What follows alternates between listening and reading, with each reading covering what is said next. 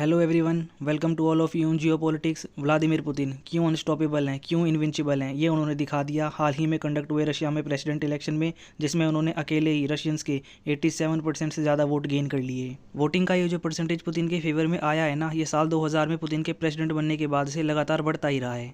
अभी जब साल 2018 में रशिया में आखिरी बार प्रेसिडेंट के चुनाव हुए थे ना, तब पुतिन को 77% वोट मिले थे। उसके कंपैरिजन में इस बार 10% वोट ज़्यादा मिले हैं। पुतिन की पर्सनैलिटी में ऐसा भी क्या खास हैगा कि जब भी वो प्रेसिडेंट की पोस्ट के लिए इलेक्शन लड़ते हैं तो ना सिर्फ जीत जाते हैं, बल्कि पिछली बार के वोटिंग परसेंटेज के कंपैरिजन में ज़्यादा वोट गेन कर लेते हैं। और ये सवाल बहुत इंपॉर्टेंट हैगा। क्यों? क्योंकि किसी भी कंट्री का जो इलेक्शन होता है ना, वो अमूमन इकोनॉमी, ट्रेड, इंपोर्ट, एक्सपोर्ट, इसके अलावा ह्यूमन डेवलपमेंट, सोसाइटी, इसके अलावा आपके फॉरेन रिलेशन, इनके आसपास ही घूमता है। और ये अगर आप रशिया का ध्यान से देखोगे ना, तो ये काफ़ी प्रॉब्लमेटिक रहा है ओवर द ईयर्स। ऐसा मैं इसलिए कह रहा हूँ क्योंकि रशिया के अगर आप इन एस्पेक्ट को स्टडी करोगे ना, तो आपको दिखाई देगा कि जो ट्रेंड है ना, वो बिल्कुल इसके उल्टा चल रहा है, जिसके नतीजे आपको दिखाई दे रही हैं। रशिया की पॉपुलेशन को ही ले लो। ओवर द ईयर्स रशिया की जो पॉपुलेशन है ना, वो डिक्लाइन करती जा रही है। और इसका जो इम्पैक्ट है वो रशिया की जीडीपी के ऊपर बहुत पड़ा है, रशिया की ग्रोथ के ऊपर बहुत पड़ा है। रशियन गवर्नमेंट ने बहुत कोशिश करी एक बार को अपनी जो पॉपुलेशन है इसको दोबारा से बूस्ट करने की, पर इसमें पूरी तरीके से वो नाकाम रही है। बट वेट, हमने तो अभी सुना था कि रशिया की जो पॉपुलेशन है वो बढ़ गई है। देखिए, ऐसा नहीं है। एक्चुअली में हुआ क्या है, रशिया ने जो लुहांस्क और दोनेत्स्क का रीजन कैप्चर किया है ना यूक्रेन का,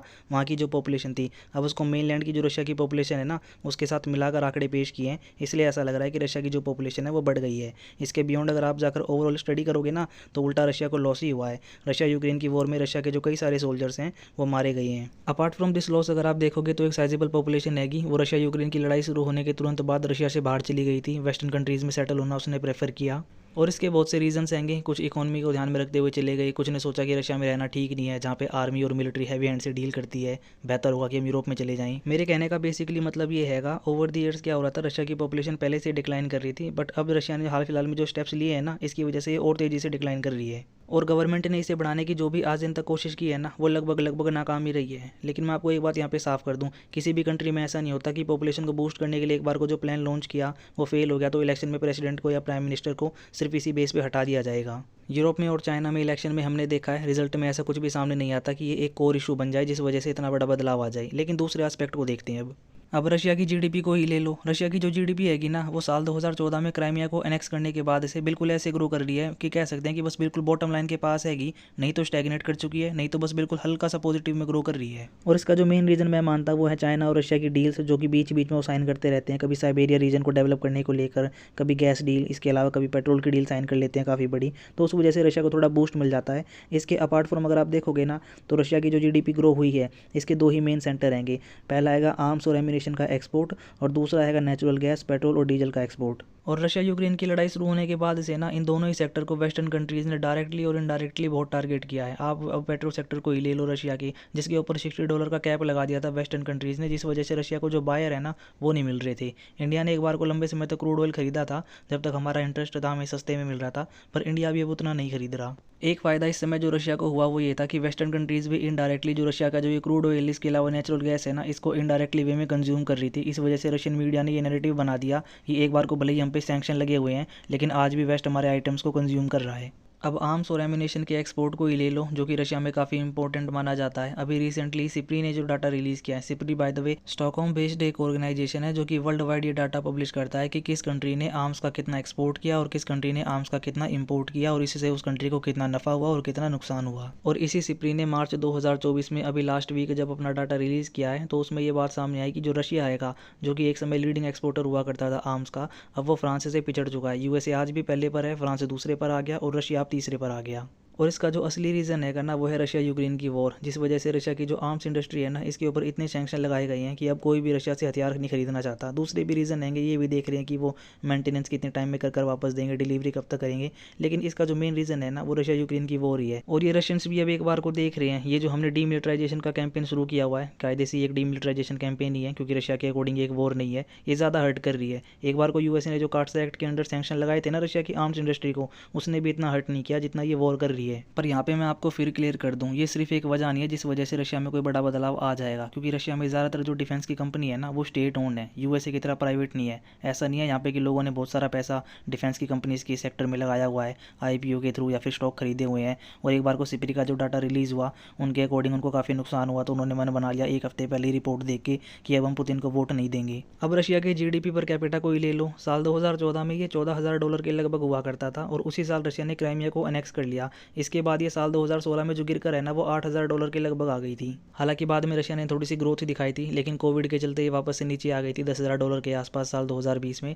लेकिन साल 2022 में ये वापस से $15,000 के लगभग आ गई थी वॉर शुरू होने से पहले तक, और वॉर शुरू होने के बाद से ये अब तक ना दोबारा से घटकर $10,000 के आसपास आ गई है और $10,000 से लेकर $10,500 के बीच में ही बनी हुई है, और इतना ही जो है साल के आखिर तक भी रहने वाली है, जो प्रिडिक्शन अभी डाटा के बेस पे की गई है। अगर यहाँ पर आपकी बेसिक ऑब्जर्वेशन भी होगी ना तो आप क्लियर कट देख पाओगे, 2014 में क्रीमिया का एनेक्सेशन करना हो या फिर यूक्रेन के खिलाफ अपना जो ये कैंपेन है शुरू करना हो, ये रशिया को दोनों ही बार हर्ट कर रहा है। और ये नॉर्मल हैगा, कोई भी कंट्री जब वॉर में इंडल्ज होती है ना तो जीडीपी पर कैपिटा श्रिंक करता ही है, जीडीपी भी श्रिंक करती ही है, यूक्रेन में भी यही हो रहा है। लेकिन एक बात यहाँ पे इंपॉर्टेंट ये है कि कुछ कंट्रीज होती है उनमें जो वेपन्स की एक्सपोर्ट होता है, जो इंपोर्ट होता है, वो प्रोडक्शन के लिहाज से बढ़ा दिया जाता है वॉर को ध्यान में रखते हुए, और जो रशिया है ना वो यही करना चाहता है पर कर नहीं पा रहा है। रीजन, वेस्टर्न कंट्रीज ने जो सैंक्शन रशिया के ऊपर लगाए हैं ना उस वजह से रशिया की जो आर्म्स इंडस्ट्री है वो बहुत सफ़र कर रही है। उनको जो हाईटेक चिप चाहिए थी, जो सॉफ्टवेयर चाहिए थे, जो मशीनें चाहिए थी, वो उनको नहीं मिल पा रही है। एक बार को रशिया कोशिश कर रहा है कि नॉर्थ कोरिया से, ईरान से, चाइना से, इसके अलावा सेंट्रल एशियन जो कंट्रीज़ हैं उनसे जो इंपोर्ट किया जा सकता है वो किया जाए, और इसके बेस पे जो अपनी एमुनेशन की इंडस्ट्री है, जो आर्म्स की इंडस्ट्री है,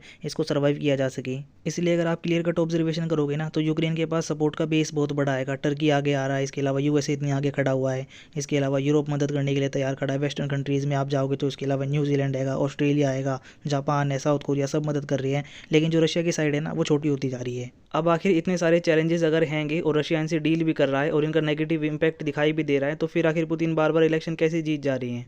अब इसको लेकर जो ओपिनियन है ना वो बटे हुए हैं। एक पार्टी है वो ये कहती है कि जो पुतिन की पर्सनैलिटी हैगी ना वो कल्ट ऑफ पर्सनैलिटी है, ठीक वैसे ही जैसे यूएसएसआर में लेनिन की और स्टालिन की हुआ करती थी। और जो दूसरी पार्टी है ना उसका ओपिनियन एकदम क्लियर रहेगा कि कल्ट ऑफ पर्सनैलिटी तो आप छोड़िए पुतिन की, रशिया में एक्चुअली में डिक्टेटरशिप हैगी। यही वजह हैगी कि ओपोजिशन के किसी भी लीडर को इलेक्शन में पार्टिसिपेट नहीं करने दिया जाता। और ये जो पार्टी है ना ये चेन ऑफ इंसिडेंट्स को काउंट करवाती है कि किस तरीके से इलेक्शन से पहले अलेक्सी नावाल्नी की डेथ हो गई। इसके अलावा नादेज़्दीन जो कि रशिया के ओपोजिशन लीडर थे, जो कि पुतिन के खिलाफ इलेक्शन में खड़े हो रहे थे, उनको इलेक्शन में खड़ा नहीं होने दिया गया। और वो 3 कैंडिडेट जो इलेक्शन में पुतिन के अपोजिट में खड़े हुए थे ना वो तीनों ही पुतिन का समर्थन करते थे, जिन्हें मुश्किल से इलेक्शन में 12% वोट मिले हैं, और हारने के बाद उनमें से किसी ने भी इलेक्शन के ऊपर कोई कमेंट भी नहीं किया।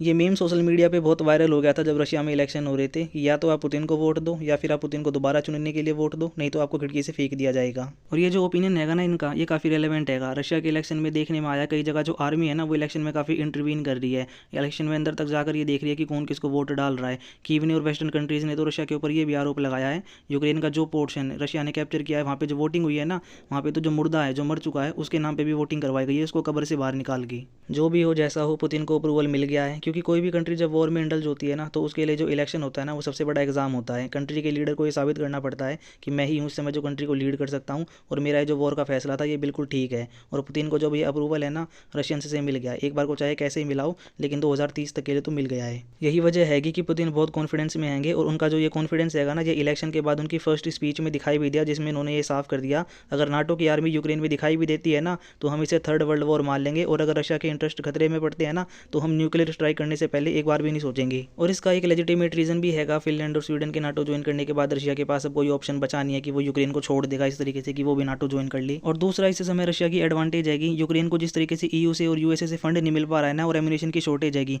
रशिया आने वाले समय में एक बड़ा असॉल्ट करके एक बड़ा हिस्सा यूक्रेन का कैप्चर कर सकता है। देखते हैं आने वाले समय में पुतिन ये जो अप्रूवल उनको मिला है इसको रशिया यूक्रेन की वॉर में एडवांटेज के लिए किस तरीके से इस्तेमाल करते हैं। यहाँ पर एक बात आप नोट कर लो, विद इन रशिया पुतिन को अप्रूवल तो मिल गया है, लेकिन जो एक्सेप्टेंस है ना ग्लोबल लेवल पर कि रशिया में प्रेसिडेंट के इलेक्शन हुए और पुतिन ने ये इलेक्शन जीत लिया, वो इस बार मिलने में रशिया को काफ़ी प्रॉब्लम होने वाली है, क्योंकि वेस्टर्न कंट्रीज़ ने रशिया यूक्रेन की वॉर को ध्यान में रखते हुए ना अपना मन बना लिया कि वो पुतिन को एज अ प्रेसिडेंट अब एक्सेप्ट नहीं करेंगी। और जो माहौल मैं वेस्ट में देख रहा हूँ ना उनकी मीडिया में, उनके सोशल मीडिया में, उनके लोगों के बीच में, उनकी गवर्नमेंट के बीच में, उसको देख के तो यही लग रहा है कि वेस्टर्न कंट्रीज़ में भी इस बात की होड़ चल रही है कि जिस भी कंट्री ने पुतिन को पहले कांग्रेचुलेशन कर दिया ना उसका मतलब ये मान के चलेंगे कि वो रशिया को सपोर्ट कर रहा है, उसके लिए हार्ड स्टांस नहीं ले रहा। जो भी हो जैसा भी हो इंडिया के लिए अच्छा है, एक इंडियन फ्रेंडली गवर्नमेंट इस समय रशिया में हैगी। पुतिन काफ़ी लंबे समय से पावर में है और इंडिया के लिए काफ़ी फ्रेंडली स्टांस रखते हैं और इंडिया भी इस बात को एक्नॉलेज करता है। इसीलिए इंडियन गवर्नमेंट ने अपनी तरफ से पुतिन को इलेक्शन में जो विक्ट्री मिली है इसके लिए कॉन्ग्रेचुलेट भी किया है, जिसको कि वेस्टर्न मीडिया काफ़ी क्रिटिसाइज कर रहा है। यहाँ मैं आपसे एक सवाल पूछता हूँ कि क्या भारत को पाकिस्तान के इलेक्शंस की तरह ही रशिया के इलेक्शंस को देखना चाहिए,